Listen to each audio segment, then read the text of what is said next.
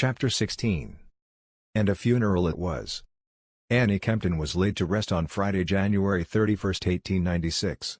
In a mêlée circus than funeral, Annie was venerated with a farewell befitting a fallen hero, a display of maudlin sentiment and press embellishment. Yet beneath the media distortion was a community mired in very real grief. Hundreds lined the winding streets to view Annie's remains, a somber procession that snaked from the Kemptons' front door down the hill to the power station. Many came to pay respect to her parents, both burned to an emotional crisp by the senseless loss of their youngest child. The horror was palpable, stunning, and, some feared, contagious. Parents held their own children a little tighter, offering silent prayers of thanks that they had been spared. No effort was made to shield the younger generations from the stark realities of death. They had lost one of their own and were encouraged to express their grief however they saw fit.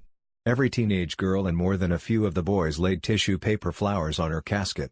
Annie's classmates, along with all the children from the Oakdean Academy, marched in formation as the casket made its way through the village, crossing the bridge before climbing the hill to the Mount Hope Cemetery. The children's pageant was more than some adults could bear. The unenviable task of eulogizing Annie's brief life belonged to Reverend John Craig. In tenebrous tones he declared Annie a martyr who had died in defense of her virtue. In her struggle for right she lost her life at the hands of a human fiend, but her reward will follow in heaven. After a week of incessant media scrutiny, Bear River closed ranks. The town torn asunder coalesced around two unifying goals: to mourn the loss of their dear Annie and to prevent the press from feasting on their grief. For the first time since the tragedy hit their radar, reporters found themselves unwelcome and unwanted in Bear River. The villagers' efforts were laudable but fruitless. The press were not so easily denied. Although a stalwart few tried to secure interviews with the mourners as they streamed from the cemetery, the majority of the press corps simply filled in the blanks for themselves.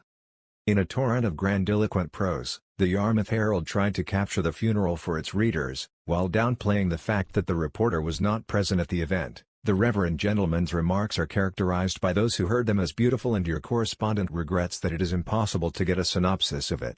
Indeed, many accounts of the funeral, most notably those of the Morning Chronicle and the Bridgetown Monitor, bore the hallmarks of second-hand reporting, foregoing specifics for trite commentary on her parents' suffering. Words are not adequate to describe the condition of the heartbroken, sick, father and mother. No words can describe the agony of the heartbroken parents at their meeting over the body of their murdered child.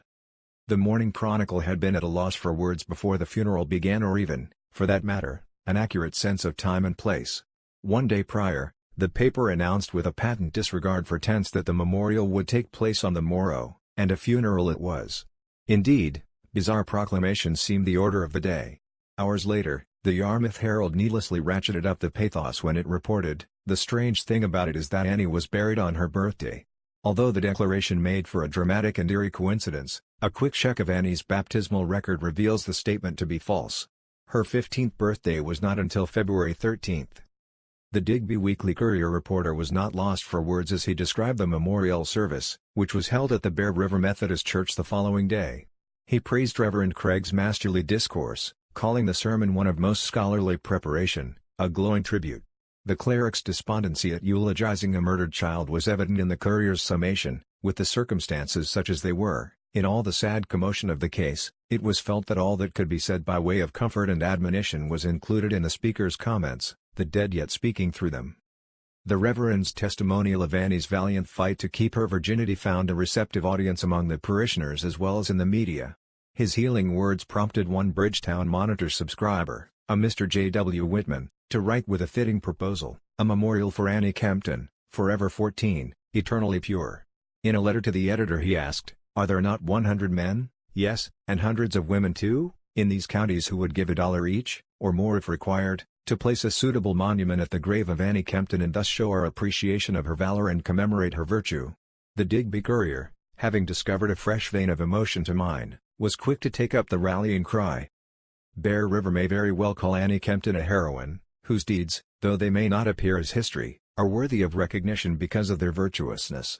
And is not a person who considers the honor of virtue before life a hero? Is a person less a hero because his or her valor is not spread before the world over a period of years? There are everyday heroes in our land, with heroism unknown. And Annie Kempton was a heroine, we think.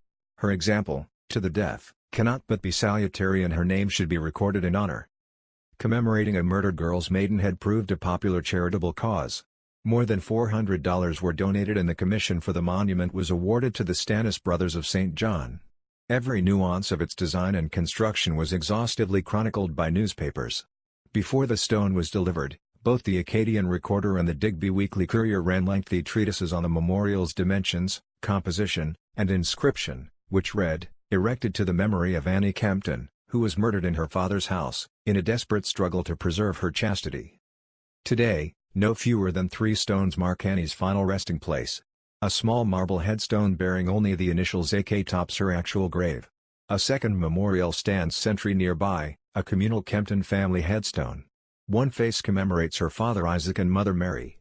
The adjacent face bears another salutation to Annie's noble fight. The much-lauded public memorial stands up the hill in a separate section of the cemetery. Its placement was the subject of much debate and its odd location smacks of compromise.